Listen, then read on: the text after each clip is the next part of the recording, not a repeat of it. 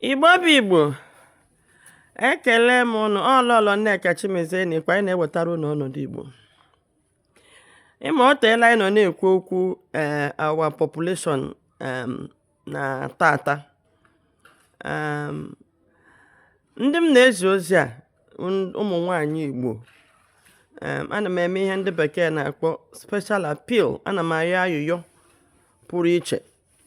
Ayụyọ m na-ayọ ọwụ biko ka anyị mee na ka ama nna anyị dị echi na ka ama di anyị dị echi na ka ama ụmụnne anyị dị echi na ka Igbo dị ekpochapụla. Ọ kwere m nghọta na anyị niile bụ ndị Igbo bụcha ndị na-efe Chineke, and anyị ma ihe Chukwu ji wee kee nwaanyị. Ọ dị mma nwoke ịnọ sọsọ na ke na ọkwanụ ka anyị bịa n'ụwa mụba. Ndị nna nna anyị ha mere obe this word of God, and ihe ọtụtụ n'ime anyị na-aghọtaghị wụ onye Igbo ọbụla. Ana m ayọ gị ka ị ga gụọ Baịbụl. Ị gụọ Baịbụl, ị ga-aghọtacha this Christianity ebutere anyị. Ọ mara mma, alike m Chineke, alike m Kraịst, mana ihe nyega anyị nsogbu wu na otu esi kụziri anya na otu esi bute awụdo otu esi dee na Baịbụl. Maka na ọ bụrụ na ndị Igbo buru ụzọ mee embrace Christianity ma Baịbụl, ha ga-erere ekwe ka emebisiere ya omenala. Maka agụọ na Baịbụl chọpụta na 95% of omenala Igbo nọ na Baịbụl, mana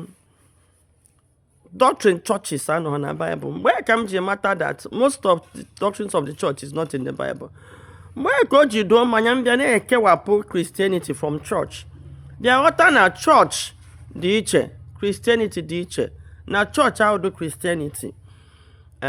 Church I would do a religion, but Christianity is a religion. Here are two different things. Kama na na-enwe ndị ga-abịa gbakọ form one organization, no church, ebe ndị mmadụ ga-abịa dị na-efe Christ wụ onye isi Christian, which is a religion. Maka na iwu Chineke nyere si go ye into the world, multiply and replenish the earth. Then ndị chọọchị abịa sa ịlụwa otu nwaanyị, bịa sa ya mụ nwa amụ n'ọtụtụ ụmụ. Maka ihe amụ n'ọtụtụ ụmụ ahụ si from church. Amadị na mmụọta anyị ga-esi replenish ihe a mezi anyị Igbo na-ata ata. Maka na anyị chefu na amụcha ihe a na-amụ, enwekwa ndị na-anwụ anwụ, ndị okenye na-anwụ. So ekwesị ime nye ekwesị harness a na-anwụ a na-amụ. Na hotele m bịa chọpụta na ihe ndị Hausa jikwa na-arịgharị n'akụkụ anyị awụdo maka ịbịa nwaanyị ọgụ. Ndị Hausa awụ ndị ụjọ, ndị Fulani ewu ndị ụjọ, and ha amana na ndị Igbo siri ike, ha gide abịa atọ anyị aka. Otu ahụ unu si eche awụdo ọtọ wụ. Ọta ndị Muslim na-eche take over wụ by abata na a na-abata na bun, ha na-amụba,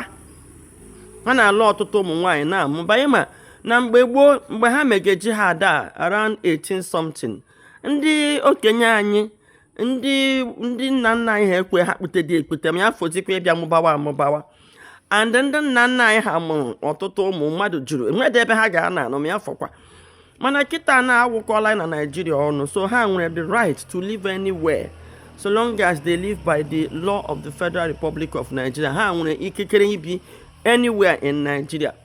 And then nwere ihe ọzọ anyị nwebụ ndị Igbo na-aghọta. Ndị Hausa na-adị almost invincible ebe ọbụla ha nọ. Ka uche gị dadịna n'ihe ha na-eme, ka ịdị ahụ na ihe ha na-eme.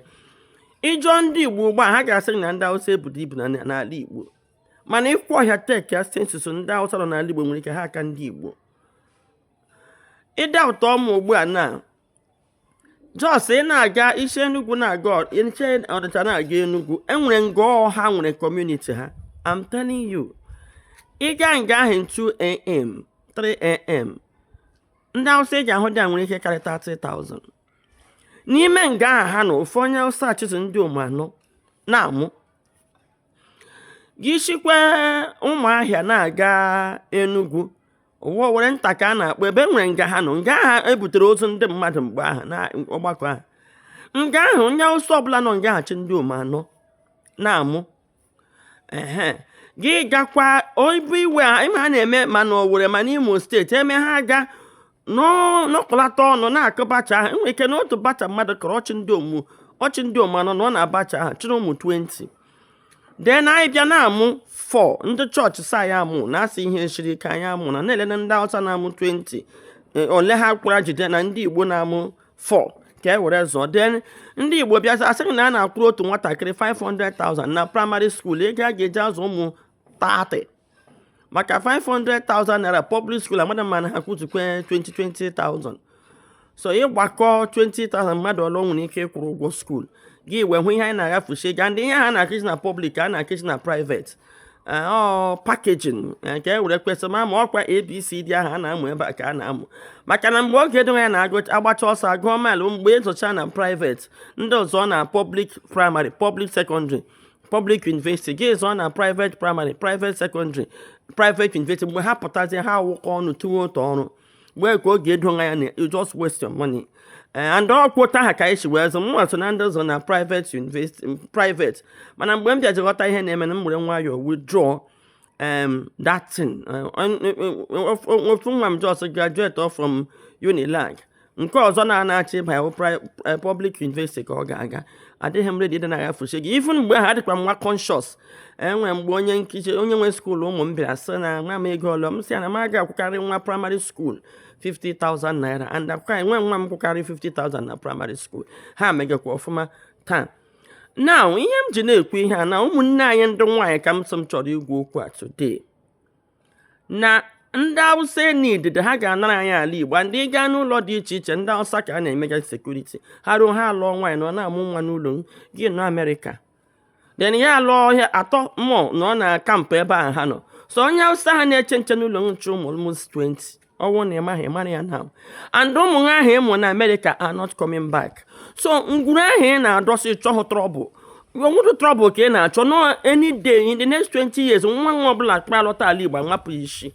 because ihe ha chọrọ ihe otu ha si take over Turkey wụ ha bịara gba nkịtị mgbe ha mụbara one night they besiege Turkish gbuo akpọghala dịta nge na Christian or Muslim iji gbuo gị otu ha si take over Turkey na other most of this Middle East ịhụrụ otu a ka ha si kọnka ha akọnkala Britain na ndị Britain anyị ma agbarịrị ilechọ ha nwa na awụsị mayor because na community ebe ahụ nọ ndị ọcha mee ha amụọ nwa na ụfọdụ ọsọ ha ndị amụ ga-eme nwa adopt so ị bịazie in a community enwere ndị ọcha 500 nwee ndị Hausa ndị Muslim 500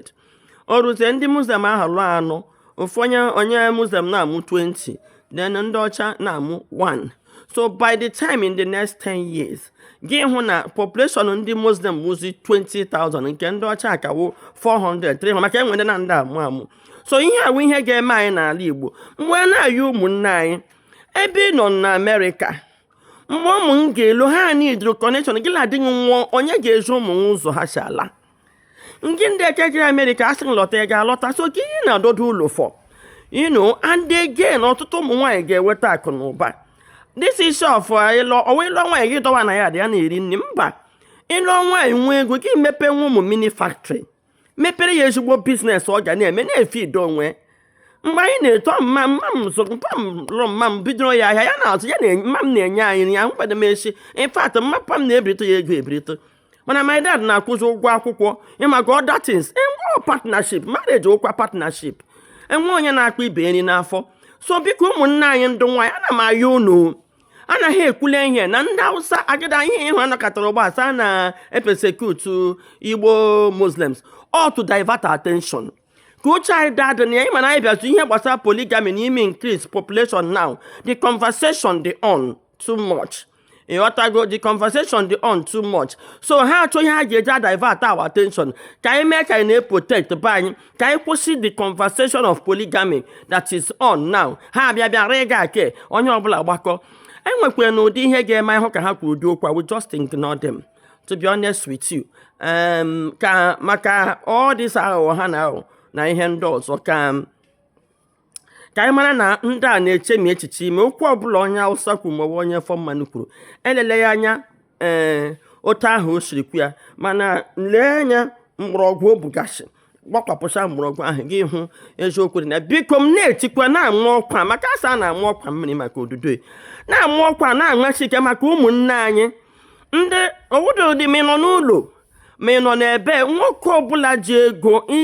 na-eriju afọ maintain ụmụ nwaanyị atọ biko lụọnụ deme n'ụlọ ka amụtawa nwa otherwise ndị Hausa ga-eme ya overall and ụmụ nwoke ụnụ alụ ụla nwaanyị deme n'ụlọ a na-azụ he 1 million naira unu mepere ya ihe ofe ile na-ego odize mkpata ya kpatazie were aka ya zụwa he 1 million naira na bag 100,000 naira na enwere esi m gara na salon hụ nwaanyị kwajisie mbọ kwa ihe niile kwụọ 25,000 naira mana onye anyị na-adọ 3,500 ana m ele oke ibiri nwaanyị so every 2 weeks gị bịakwana kwụọ 25,000 naira nke mme m na-ama na-eji bịa so mgbe unu mee ụmụ nwaanyị na-arụ ọrụ na-akpatazi ego nke ha ka ịhụ na ha na-eme ịkọ ịhụ na enwedo onye mere ịkọ karịa ụmụ nwaanyị biko ana m ayọ ụnụ ga-achọkwa ka ịlụ ụzọ ala Igbo nụ eziokwu polygamy is the key otherwise ndị Hausa around gị lie off ndị ahụ ha na-adị invincible chi hụ ha arịpụtacha chi jee ha arịkwu enwe na onye Hausa ịhụ obi be mmadụ na-awụdị na enyere ya ofe ichewe nche ma o mee gịnị mana ha buru ibu iche ịma ka ha gaa na kampụ ha n'anyasị ka ụnụ mara ka ha and o ruole mgbe ndị gọọmenti anyị ga-eleba anya n'ihe gbasara population anyị na-ata ata ndewo